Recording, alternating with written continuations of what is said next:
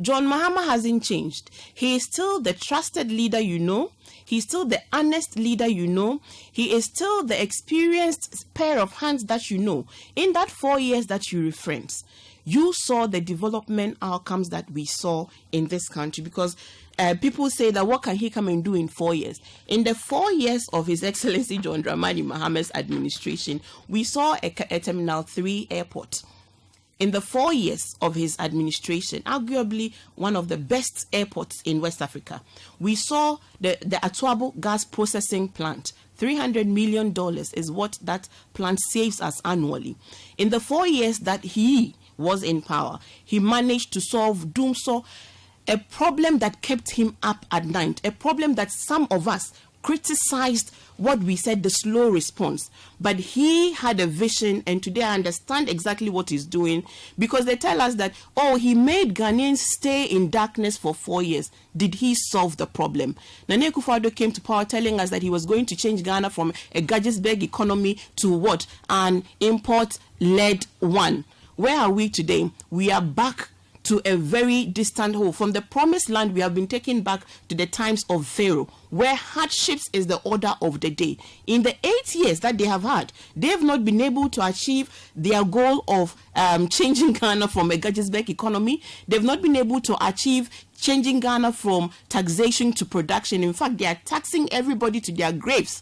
Unprecedented in this country, for the first time, that we are running a debt exchange program because of the intransigence of the current administration. They will listen to nobody, even when the signs were so clear. When neutrals, so-called neutrals, they call them so-called neutrals, but these same neutral voices, they advised you, they admonished you, they even threatened you sometimes that we were on a fast spiral to nowhere because of the nature of borrowing. Today, public debt stands as what? 742 billion cedis, 70.1% debt to GDP ratio. When this JM did 50.6%, after borrowing 44 million Ghana cedis, people had problems with it.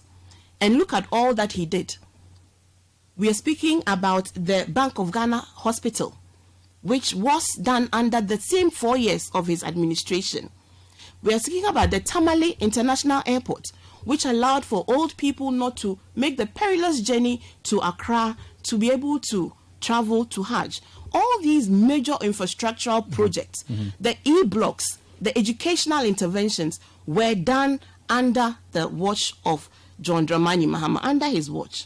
Yes, there were some infractions, even against journalists, which were acknowledged. There were challenges which were acknowledged. The character of a leader is tested in times of trials and their ability to accept responsibility.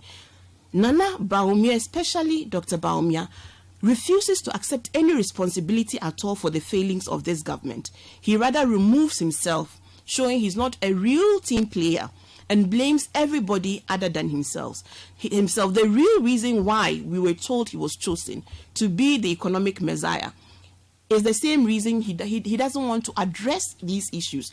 So the honesty that JM presents, the trustworthiness that he presents, the integrity that he presents, that even Afrobarometer in comparison would say that Nana Akufo-Addo's government and himself has shown increasing high-handedness and stifling media freedoms and eroding accountability institutions. Not my words, Afrobarometer. Well. These are the words. Okay. These are the reasons why we cannot afford to give the NPP a mandate over a crisis that they have created. The hardships are untold, the corruption is stark, the nepotism is real.